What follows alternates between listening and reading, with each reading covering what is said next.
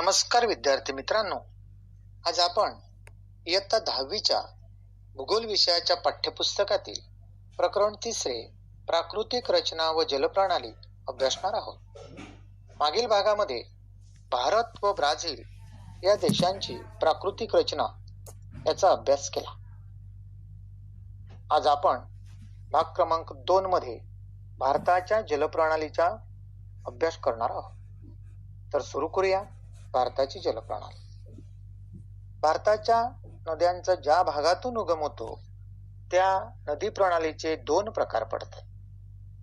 एक, हिमालयीन पर्वतातून उगम पावणाऱ्या नद्या, यामध्ये सिंधू नदी व तिच्या उपनद्या, आणि दुसरे आहे गंगा नदी व तिच्या उपनद्या.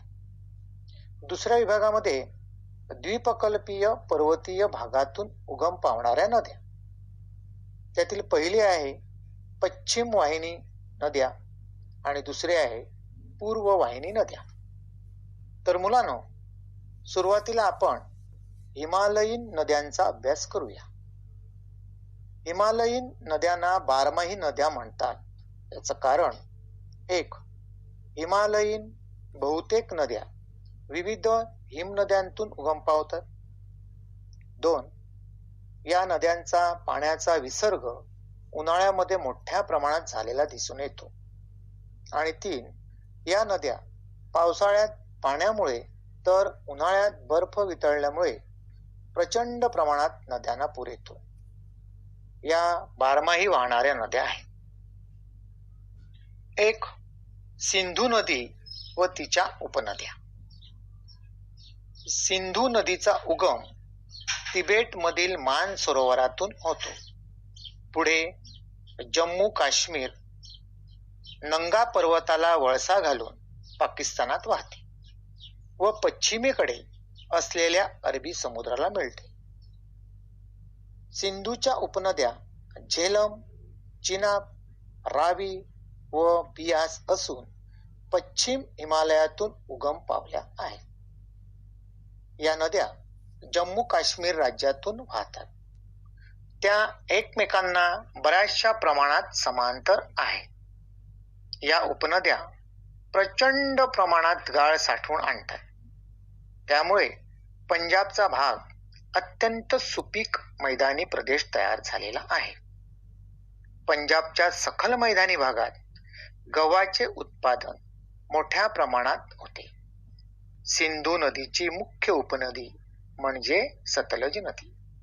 सतलज नदीचा उगम याच मानसरोवरातून झालेला आहे. ही नदी हिमालय, पंजाब व पूर्व पाकिस्तान मधून सिंधू नदीला मिळते. हिमालयातून दुसरी नदी जी आहे गंगा नदी व तिच्या उपनद्या. विद्यार्थी मित्रांनो, गंगा नदीची लांबी 2500 किलोमीटर आहे. ही नदी भारतातील सर्वात लांब नदी म्हणून ओळखली जाते. उत्तराखंड येथून गंगोत्री पर्वत या हिमनदीतून गंगा नदीचा उगम झाला आहे. ही नदी उत्तराखंड, उत्तर प्रदेश, बिहार, झारखंड व पश्चिम बंगाल या 5 राज्यांतून वाहत येऊन बांगलादेश कडे वाहत येऊन बंगालच्या उपसागराला येऊन मिळते. म्हणून या नदीला पूर्व वाहिनी नदी असे म्हणतात. गंगा नदीची मुख्य उपनदी म्हणजे यमुना नदी. उत्तराखंड येथील यमुनोत्री येथून यमुना नदीचा उगम झाला आहे. ही नदी उत्तराखंड, उत्तर प्रदेश येथील अलाहाबाद येथून गंगा नदीला येऊन मिळते. गंगेच्या अनेक उपनद्या आहेत, जशा गोमती, शारदा, घागरा, गडकी व कोसी. या सर्व नद्या गंगा नदीला येऊन मिळतात. गंगा नदीची आणखीन एक महत्वाची व मोठी उपनदी ती म्हणजे ब्रह्मपुत्रा नदी. या नदीचा उगम तिबेट येथील मानसरोवरातून झालेला असून हिमालय ओलांडून जेव्हा ती भारतीय हद्दीत प्रवेश करते, हिमालयातून वाहते, तेव्हा ती सांगपो नावाने ओळखली जाते. सांगपो नदी अरुणाचल प्रदेशात येते, तेव्हा या नदीला दिहांग असे नाव आहे. पुढे ती पूर्वेकडे वाहत आसाम राज्यात येते, तेव्हा या नदीला ब्रह्मपुत्रा या नावाने ओळखली जाते. शेवटी नदी बांगलादेश मधून गंगेला येऊन मिळते. अशा प्रकारे अनेक नद्या गंगा नदीला येऊन मिळतात. त्यामुळे येथे पाणी आणि अवसाद म्हणजे गाळ याचा मोठा विसर्ग होऊन विस्तीर्ण त्रिभुज प्रदेश तयार होतो. या त्रिभुज प्रदेशाला सुंदरबन त्रिभुज प्रदेश असे म्हणतात. मुलांनो, हा एक जगातील सर्वात मोठा त्रिभुज प्रदेश आहे. तसेच द्वीपकल्पीय नद्यांपैकी काही नद्या गंगेस येऊन मिळतात. त्यापैकी महत्वाच्या नद्या म्हणजे चंबळ, केन, बेटवा, शोण या आहेत. आता आपण द्वीपकल्पीय नद्यांचा अभ्यास करूया. पहिला प्रकार तो म्हणजे पश्चिम वाहिनी नद्या. द्वीपकल्पाच्या पश्चिम भागात घाट असल्या कारणाने हा घाट जलविभाजक आहे. द्वीपकल्पीय नद्यांमधील विसर्ग हा पावसावर अवलंबून असतो. त्यामुळे या नद्यांच्या खोऱ्यात पुराच्या आपत्तीचा धोका सहसा नसतो आणि म्हणून या नद्या हंगामी स्वरूपाच्या असतात. आता आपण द्वीपकल्पीय नद्यांचा अभ्यास करूया. त्यातील पहिला प्रकार आहे तो म्हणजे पश्चिम वाहिनी नद्या. मध्य प्रदेश मधील अमरकंटक या पर्वतातून नर्मदा नदीचा उगम झाला आहे. ही नदी मध्य प्रदेश, महाराष्ट्र व गुजरात राज्यात वाहते.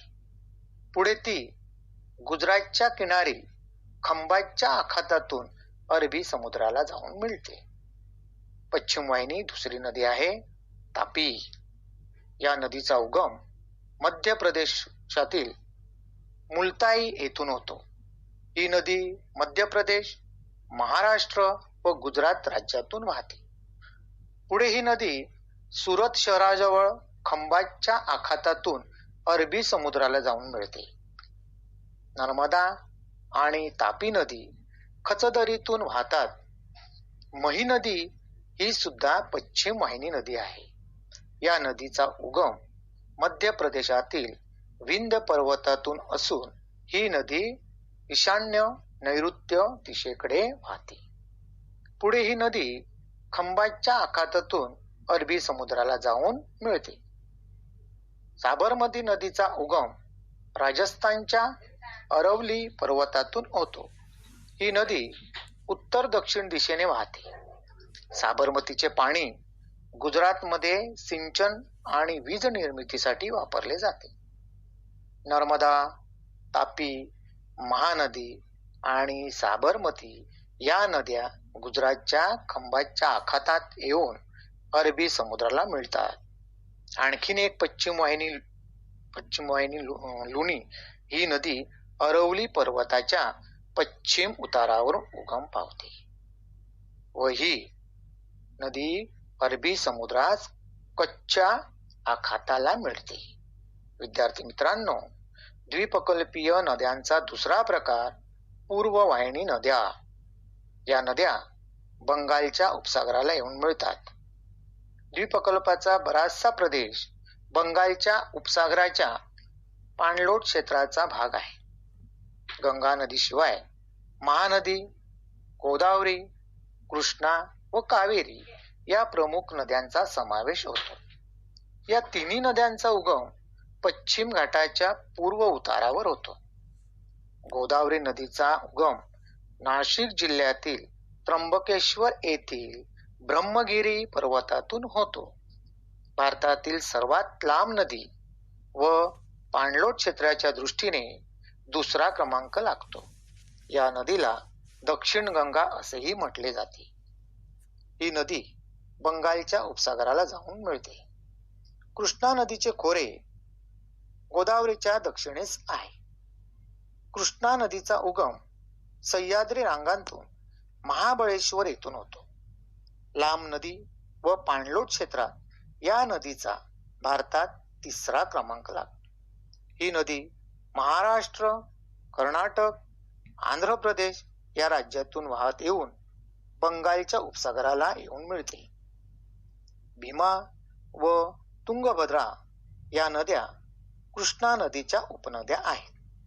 आणखीन एक पूर्व वाहिनी नदी म्हणजे कावेरी नदी. या नदीचा उगम कर्नाटक राज्यातून झालेला आहे. ही नदी कर्नाटक आणि तामिळनाडू या राज्यातून वाहते. या नदीचा उपयोग फार पूर्वीपासून जलसिंचनासाठी केला जातो.